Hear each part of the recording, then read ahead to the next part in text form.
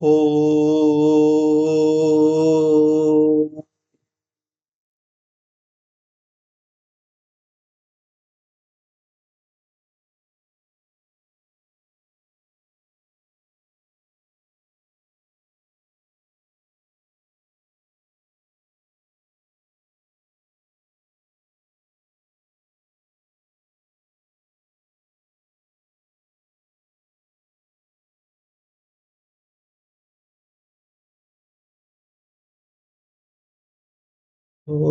मेरे ख्याल से 20 सूत्र तक हो गए थे ना।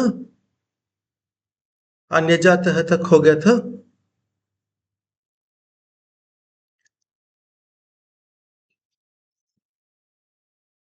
अब उससे आगे चलेंगे।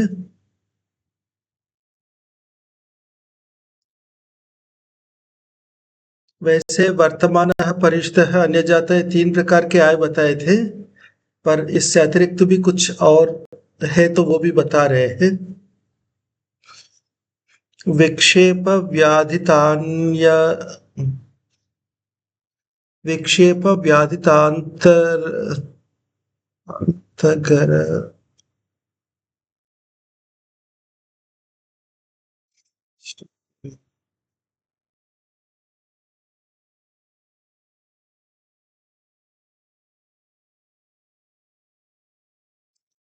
विक्षेप व्याधितान्तरारम्भश्च अंतरारंभशेषश्च व्यय प्रत्ययः।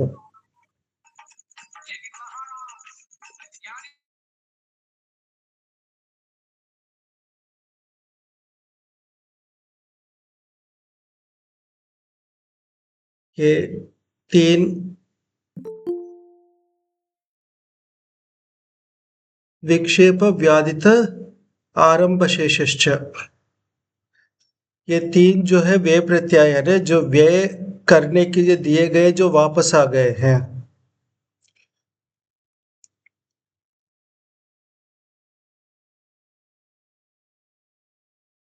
एक तो सेना के लिए किसी काम के लिए लगाया गया था और वो प्रयोग नहीं हुआ, वापस आ गया। व्याधित यानी चिकित्सा संबंधी आवंटित किया गया था, वो बच गया है। और आरंभ शेषश्च, किसी बड़े काम के लिए जैसे तालाब है, रास्ता बनाना है या किला बनाना है या उसका रिपेयरिंग वगैरह, उसके लिए आवंटित किया था, वो बच गया है। तो क्योंकि पहले वो व्यय में दिखाया है और वो बच गया है, तो वो व्यय प्रत्यय कह रहे हैं, एक प्रकार का ये आय है।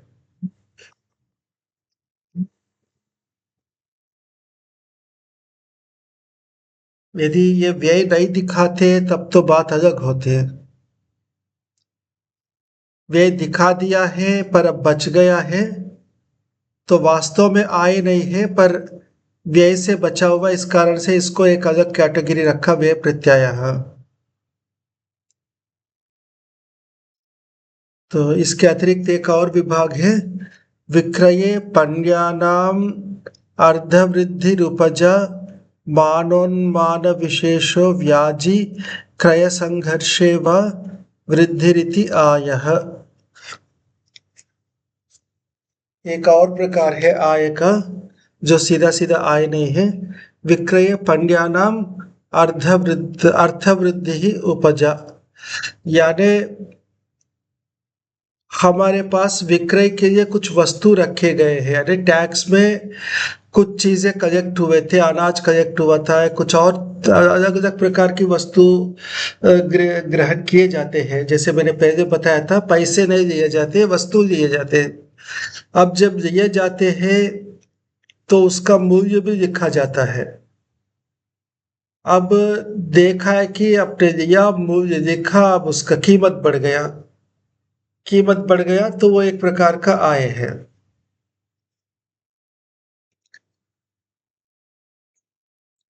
दूसरा मानोन्मान विशेषो व्याजी, यानी तोलते समय जैसे बताया था, जितना होना चाहिए था, यानी जितना तोलना था उससे थोड़ा सा ज्यादा लेने की व्यवस्था है। वो आय शरीर के अंतर्गत वो पहले बताया था, पर ये भी एक प्रकार का आय है, सीधा सीधा आय नहीं है पर है। क्रय संघर्षे व वृद्धिरित्यायः। अथवा कोई वस्तु क्रय करना था कुछ राजा के लिए, यानी राज्य के लिए, राजा के लिए कोई वस्तु क्रय करना था। उस क्रय करने में अच्छे से भाव ताव करके पैसे कम करवाया,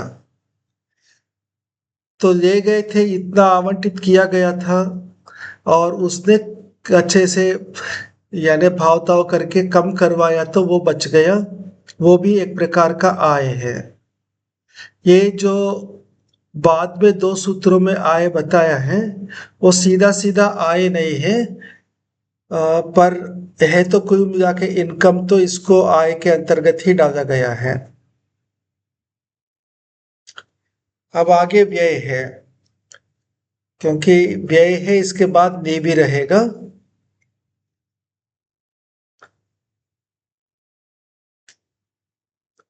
नित्यो नित्योत्पादिकः लाभो लाभोत्पादिक इति व्ययः।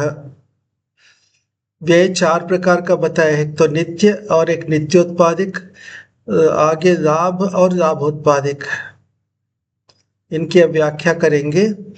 दिवसानुवृत्तो नित्यः,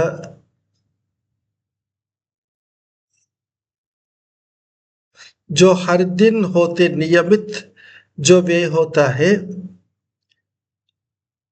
वो नित्य है। जैसे ब्राह्मणों को दक्षिणा देना है, रोज कर्मकांड राजा के अग्निहोत्र आदि किए जाते हैं और उनको उसके दक्षिणा मिलती है, या अन्य प्रकार की जो साफ सफाई है या जो भी कुछ प्रतिनित्य या भोजन है, तो नित्य जो खर्च है वो एक प्रकार का व्यय है, नित्य कहते हैं।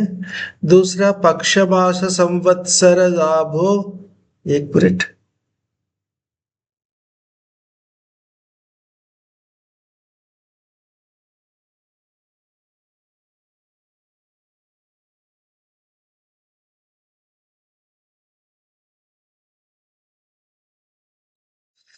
इसमें नित्योत्पादिक की व्याख्या नहीं की है, या आगे करेंगे।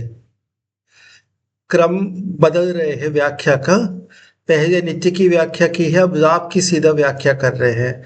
पक्ष मास संवत्सर लाभो लाभ, पाक्षिक अथवा अरे पक्ष पे, मास में अथवा संवत्सर में कुछ लाभ प्राप्त होगा ऐसा मानकर जो व्यय किया जा रहा है उसको लाभ कहते हैं। जैसे कई बांध बंधवाया तो पानी रुक गया, तो पानी में से सिंघाड़े की खेती शुरू हो गई या कुछ और हो गया, तो बाद में लाभ मिलेगा, इस कारण से खर्च किया है उसको लाभ कहते हैं। या फिर नदी में घाट बना दिया तो नावों का आवागमन होगा और उसमें से टैक्स मिलेगा, तो इस प्रकार कुछ लाभ होगा, महीना भर में मिलेगा, 15 दिन में मिलेगा, साल भर में मिलेगा, इस प्रकार अलग अलग समय सीमाओं से लाभ प्राप्त हो, इस प्रकार जो प्रव्यय किया वो लाभ है, लाभ कहा जाता है। अब नित्योत्पादिक और लाभोत्पादिक बचा है।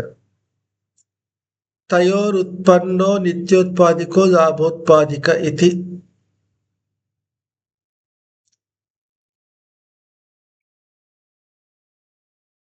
यानी नित्य व्यय के लिए और लाभ व्यय के लिए जो अतिरिक्त खर्च किया जा रहा है उसके साथ जुड़ा हुआ खर्च है, तो सीधा सीधा खर्च है रोज होने वाला, और सीधा सीधा खर्च है जो लाभ प्राप्त हो इसके लिए जो किया जा रहा है,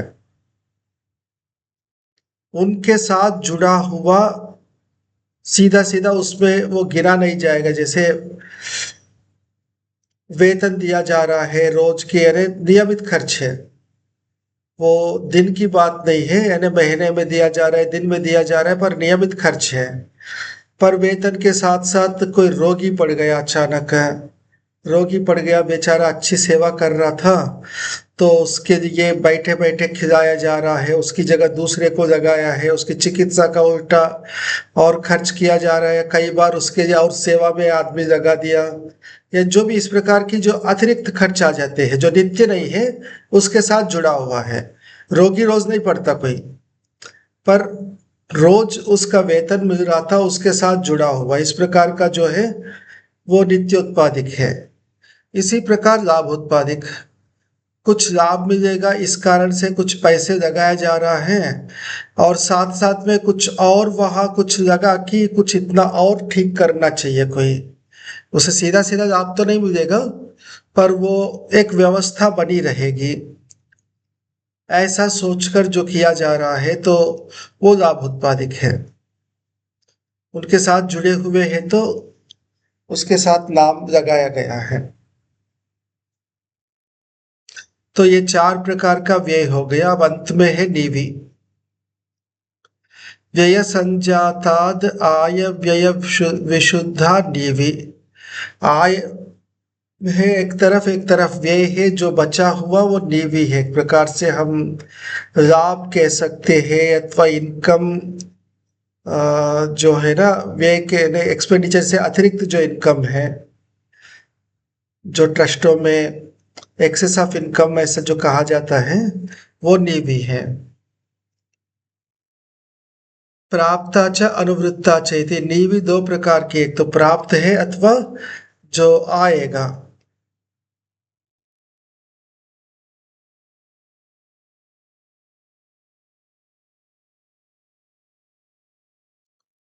यानी एकदम तैयार है, आएगा, गारंटीड है इनकम वो, यानी गारंटीड बचा हुआ है, और एक तो बचा हुआ है अभी हमारे पास है।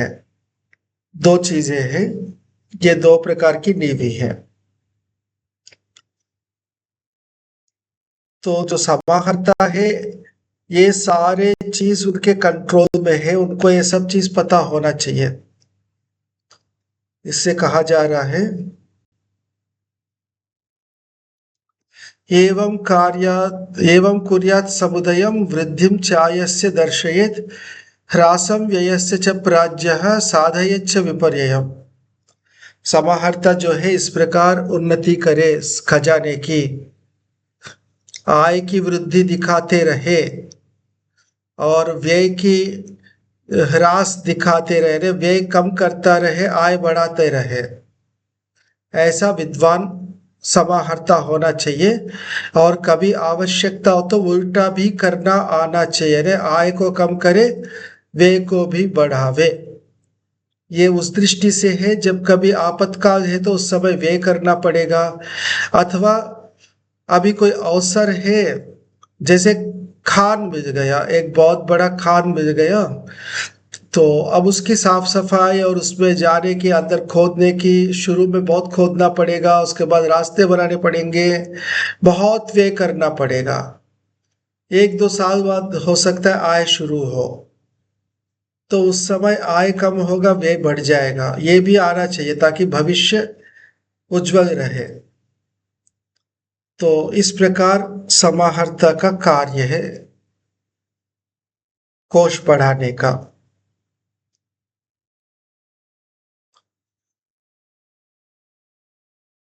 इसमें कुछ पूछना है?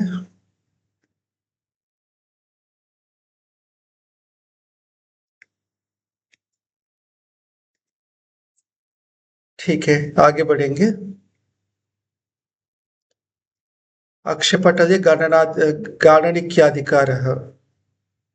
अब आगे है अक्षपटल, जिसको हम क्या कहते हैं, CAG, controller and auditor general, उसका ऑफिस है। अक्षपटल कहते हैं जहां आय व्यय संबंधी लेखा जोख मेंटेन किया जाता है, ऑडिटर का ऑफिस है। और जो ऑडिटिंग करता है उस अधिकारी को गाणनिकी कहा जाता है, में गाणनिक्य कहा जाता है, जो गणना करने का अधिकारी है। तो उसके विषय में अब इस अध्याय में बताया जाएगा। अक्षपटलम् अध्यक्षः प्राङ्मुखमुदङ्मुखं वा विभक्तोपस्थानं निबंधपुस्तकस्थानं कारयेत्। अक्षपटल, अक्षपटल जैसे कोई पटल शब्द को देखकर कहीं कंफ्यूजन बिल्कुल नहीं होना चाहिए। ये ऑडिटर का ऑफिस है, ऑफिस को यहाँ अक्षपटल कह रहे हैं। उसको कैसे बनाना चाहिए? प्रांगमुखम उदंगमुखम, ये तो हमारी परंपरा है कि कोई भी भवन बने तो उसका मुंह जो है ना तो पूर्व की तरफ हो गया, उत्तर की तरफ होगा। ये एक सामान्य बात है। इसके अतिरिक्त जो विशेष बताया जा रहा है वो विभक्तोपस्थान, अलग अलग बैठने की व्यवस्था हो अलग अलग अधिकारियों के लिए, और पुस्तक रखने के लिए अलग से व्यवस्था हो, पर्याप्त अलमारी वगैरह जैसे वो जगह हो जहाँ पुस्तकें रखे जाए। और विभिन्न अधिकारी यानी पूरे राज्य का लेखा जोख है तो एक अधिकारी से काम नहीं चलेगा। एक मुख्य अधिकारी जो है वो गाणनिक है, उसके नीचे अनेक लेखन करने वाले लेखक जो लोग हैं वो बैठे रहेंगे, सबका अलग अलग जगह बने।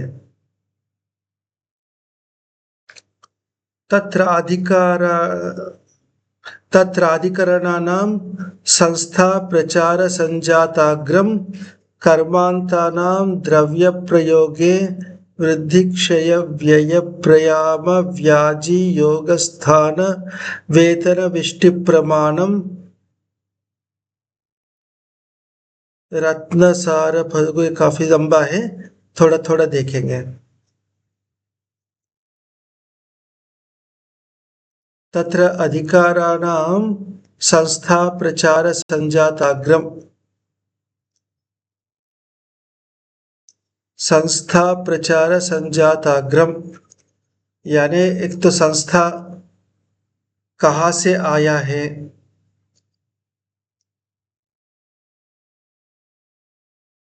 यानी जो वस्तु आ रहे हैं या जा रहे हैं उसका ये चीजें लिखनी होंगी।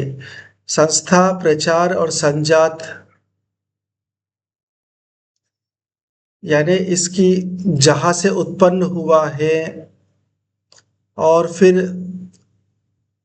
जिस जनपद का वो यानी जहाँ से आ रहा है हमारे पास, और संजात यानी कितना वो अच्छा, उसकी क्वालिटी कैसी है, ये सारा लिखे लिखे जाना चाहिए।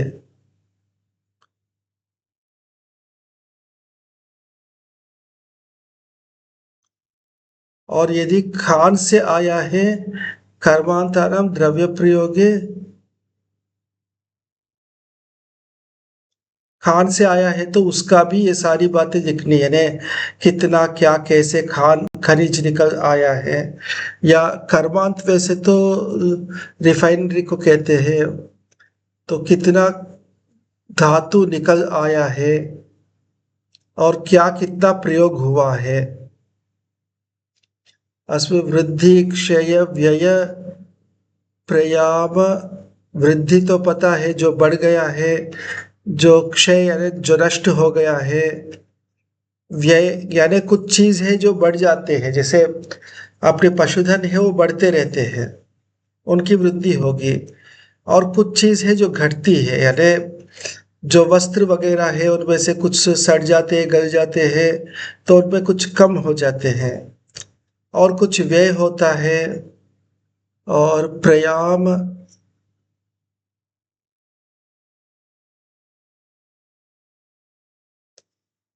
ये अनाज है जो खाद्य बनाया जाता है, अरे एक तो कच्चा है और एक उसको पका के तैयार किया जाता है, उसके विषय में भी। और व्याजी, व्याजी तो पहले बताया है कि तौल में जो अतिरिक्त लिया जाता है वो व्याजी है। ये सब अलग अलग लिखने होंगे। योग स्थान, योग जो है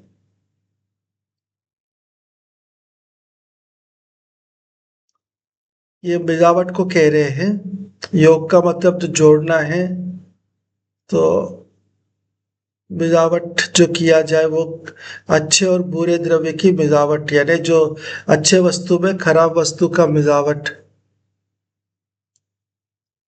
और योग स्थान, स्थान तो पता है कहाँ से आया है।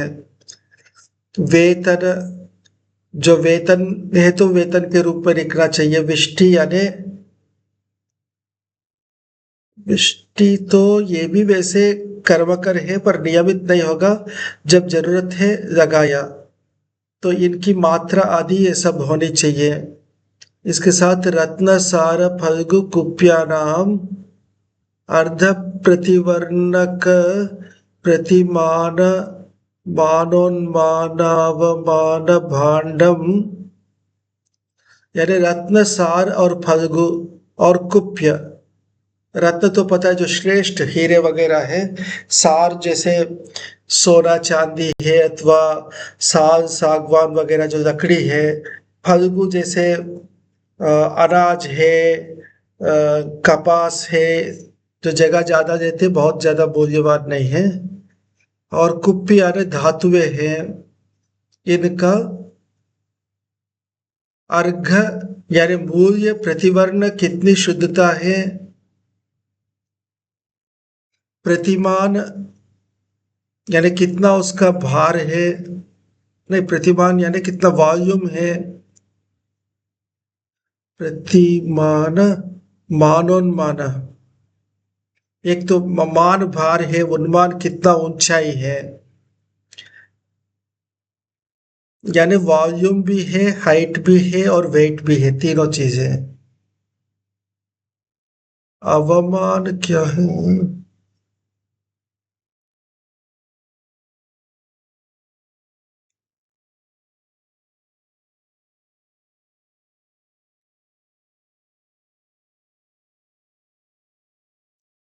ये कोई व्याख्या नहीं की पूरी।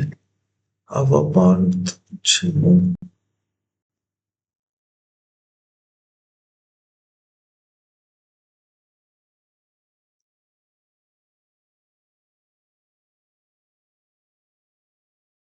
मानव मानव भांडम, अवमान शब्द इस पाठ में नहीं है।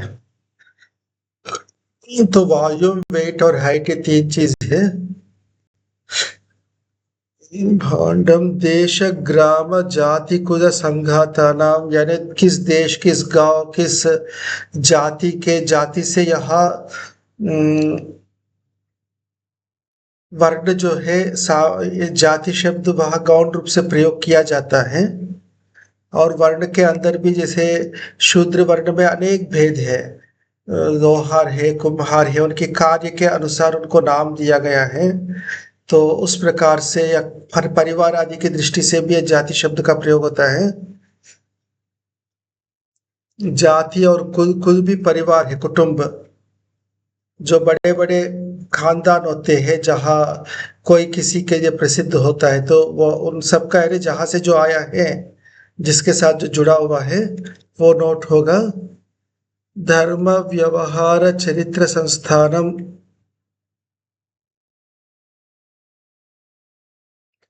एक तो धार्मिक प्रयोग के लिए, और एक व्यवहार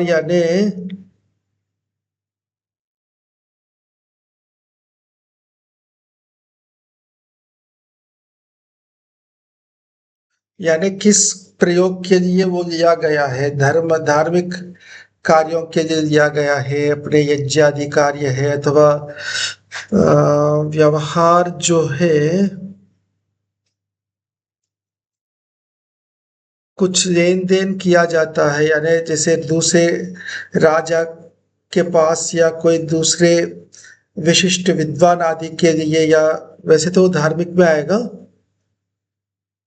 व्यवहार जो है जहाँ लेन देन दोनों प्रकार का होता है। वैसे राज्य का व्यापार कार्य नहीं होता है, पर कुछ विशिष्ट परिस्थितियों में उस प्रकार की स्थिति होती है। और चरित्र, चरित्र से क्या लिया जाए।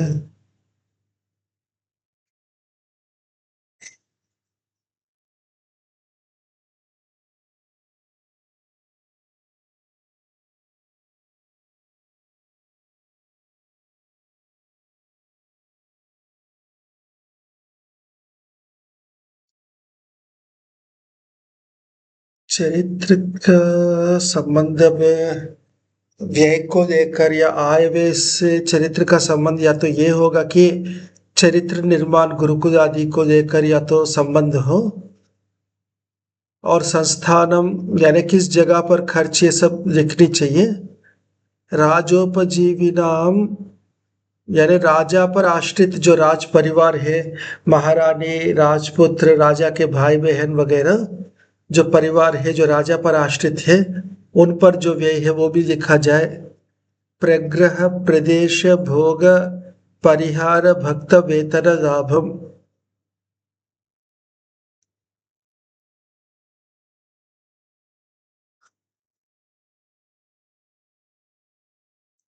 प्रग्रह जो है विशेष सत्कार है विद्वानों का।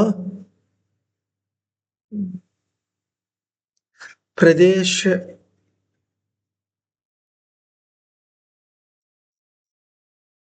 प्रदेश जो है निवास के लिए जो किया जा रहा है, सभी के निवास की व्यवस्था का जो खर्च है। भोग जो विद्वान आदि के लिए जो भेंट में दिया जा रहा है। परिहार यानी किसी का जैसे नष्ट परिहार, किसी को नुकसान हुआ तो उसको क्षतिपूर्ति जो कराया जा रहा है उस रूप में जो खर्च हुआ है। भक्त वेतन लाभम जो भोजन और वेतन की जो व्यवस्था की जा रही है।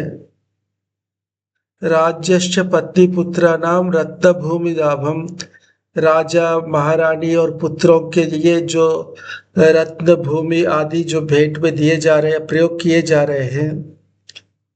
निर्देशोत्पातिक प्रतीकार लाभम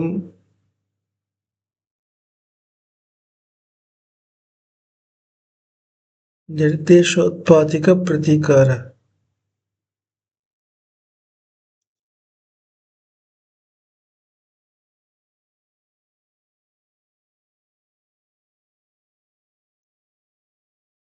एक तो निर्देश है, राजा ने कुछ कहा फलाने को देना है तो वो निर्देश के अनुसार जो दिया जा रहा है।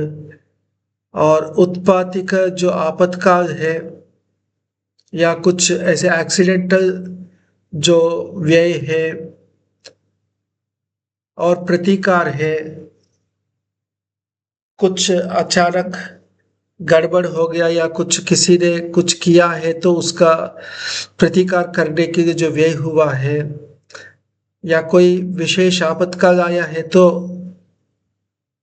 उसको रोकने के लिए जो एक तो आपातकाल आके जो नष्ट हुआ है और उसको रोकने के लिए जो विशेष व्यवस्था की जा रही है, दोनों अलग चीजें हैं। और जो लाभ है कहीं से प्राप्त है। मित्राणाम च संधि विक्रम प्रदानादान प्रमाद प्रमा प्रदान आदान निबंध पुस्तकस्थम कारयत। आदा नानी एक ना छूट गया है। मित्र और शत्रु के पास जो संधि विक्रम इत्यादि यानी संधि के लिए दूत आदि भेजे जाते हैं। विक्रम यानी सेना को लेकर जो चढ़ाई की जाती है और वहां से जो प्राप्त हुआ है, जो खर्च हुआ है, ये सारा विवरण सहित निबंधन पुस्तक में चढ़ानी है। इसमें कुछ शब्द तो अस्पष्ट है पर भाव जो है कुल मिला के जो भी आय है अथवा व्यय है उस संबंधी सारे जानकारियां होनी चाहिए। कई कॉलम्स होंगे। एक तो मुख्य जो व्यय है कितना खर्च हुआ है और उस संबंधित सारा विस्तार से विवरण होना चाहिए ताकि बाद में कोई दूसरा अधिकारी भी आके देखे तो उनको ठीक से समझ में आ जाए।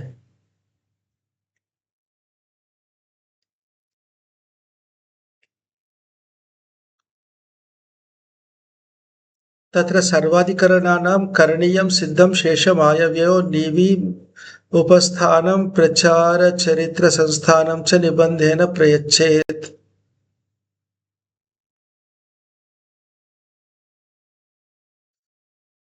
अब जितने अलग अलग विभाग है प्रत्येक विभाग में ये करणीयम सिद्धम शेषम आयव्ययो निवि, इनकी जो पीछे समाहर्ता के प्रकरण में हुई थी चर्चा। तो ये सारी बातें और प्रचार चरित्र संस्थानम यानी कौन से देश में है, और चरित्र का मतलब या तो ये होगा कि किस प्रकार से किस मार्ग से वो प्राप्त हुआ है और किस विभाग से वो प्राप्त हुआ है, ये सारे जानकारी पूरा अच्छे से लिखी जानी चाहिए।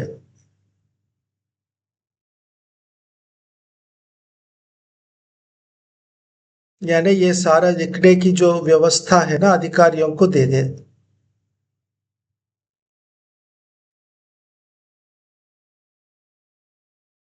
उत्तम मध्यमावरेषु च कर्मसु तज्जातिकम अध्यक्षम कुर्यात्।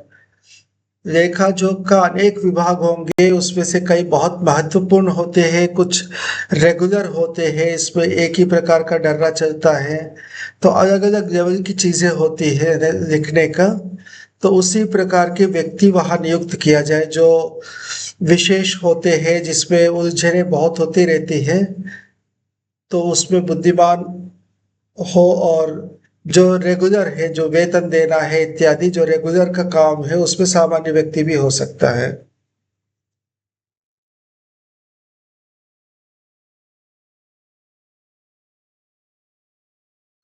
सामुदायिकेषु अवक्लृप्तिकं यमुपहत्य न राजानं राजा अनुतप्येत।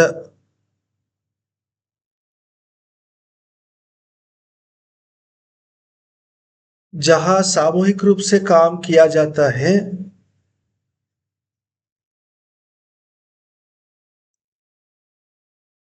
तो जहाँ एक ही कार्य को अनेक लोग कर सकते हैं, तो उनमें से एक ऐसे को चयन करें उस विभाग के अध्यक्ष के रूप में, जो सबसे ज्यादा अच्छा हो और जो राजा के अनुकूल हो। यानी जिसको लगाने पर राजा जो है प्रसन्न रहे, दुखी ना हो वे, क्योंकि लिखने इत्यादि में अव्यवस्था हो, जानकारी सही से ना मिले तो राजा दुखी हो जाएगा। या यमुपहत्य न राजा अनुतप्यत, अथवा अधिकारी ऐसा हो जिसको गड़बड़ करने पर उसको यदि दंड दिया जाए तो राजा को बुरा ना लगे। यानी राजा के निकट किसी व्यक्ति को इस लेखा जोख के काम में ना लगावे। राज परिवार में किसी को मान लो कि वहाँ वो प्रशासन में बहुत ज्यादा कुशल नहीं है, लेखा जोख में लगा दिया, तो गड़बड़ करा उसको, सन्निधाता ने या गाने ने डांट लगाया, फटकारा, तो राजा को फिर बुरा लगे कि अरे मेरे परिवार के साथ ऐसा क्या हो रहा है। तो ऐसा ना हो, जो व्यक्ति है सामान्य व्यक्ति हो, राजा से सीधा जुड़ा हुआ ना हो, जिसको नियंत्रण में रख सकते हैं।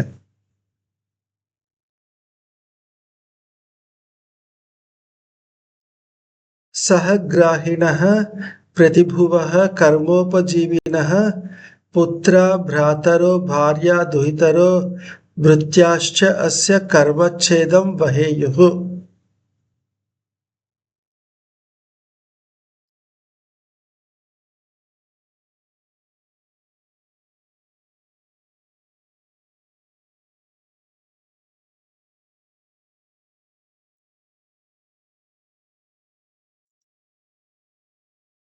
ये कुछ और प्रकरण चल रहा है।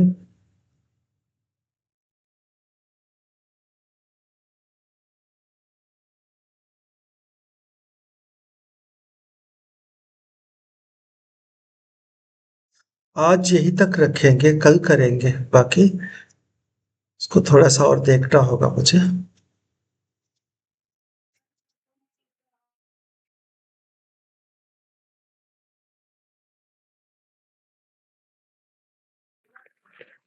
ओम आचार्य जी, हाँ जी। ये इसका मतलब प्राचीन टीका वगैरह जो नहीं मिलता है क्या इसका, जैसे नहीं, विधि सूत्र है ना जिसको नहीं, सब आधुनिक ही है। अ, अच्छा, जैसे एक टीका हमने देखा था, जैसे मूला नामक टीका है, वो सब टीका के विषय में बताते हैं कि ये जो दर्शन के हिंदी भाष्यकार हैं अपने आर्य समाज उदयवीर हाँ शास्त्री जी। हाँ, हम्म। तो बोलते हैं वो बहुत उससे सहायता लग रही है हिंदी भाषा काफी की, तो वो उपलब्ध होता है क्या अभी? तो वो गणपति शास्त्री जी का है ना एक भाष्य जो संस्कृत में है, हाँ ये वाला। हाँ, तो उसमें इससे भी मतलब सहायता काफी मिलती तो है। जैसे जी, पर मतलब वो भी विस्तार ऐसा नहीं है जिसमें कि व्यक्ति का कई कई अड़चन होता है, और जी इसमें इतनी नई शब्दावली है तो थोड़ा सा जी जी कंफ्यूजन रहता ही है इसमें।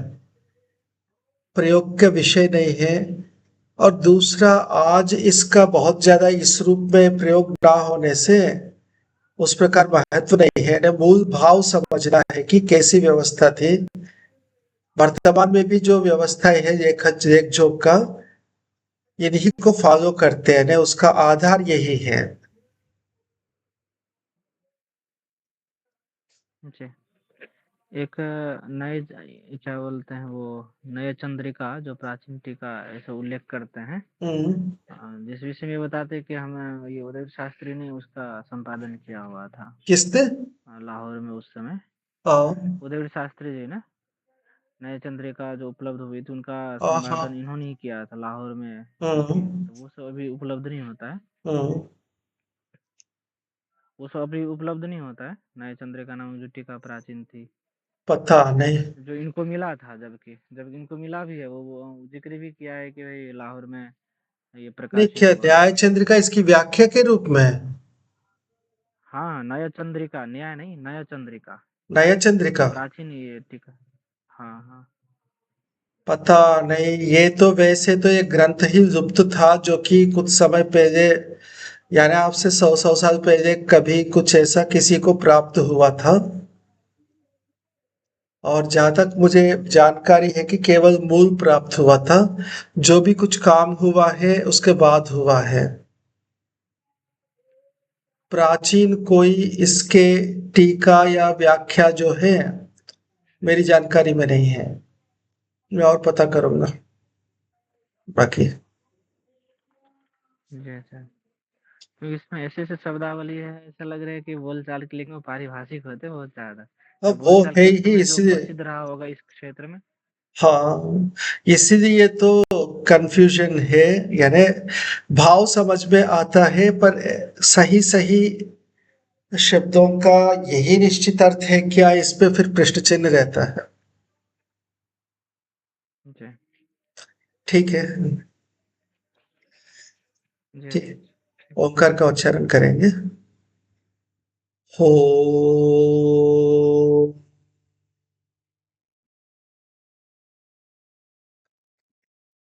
नमस्ते।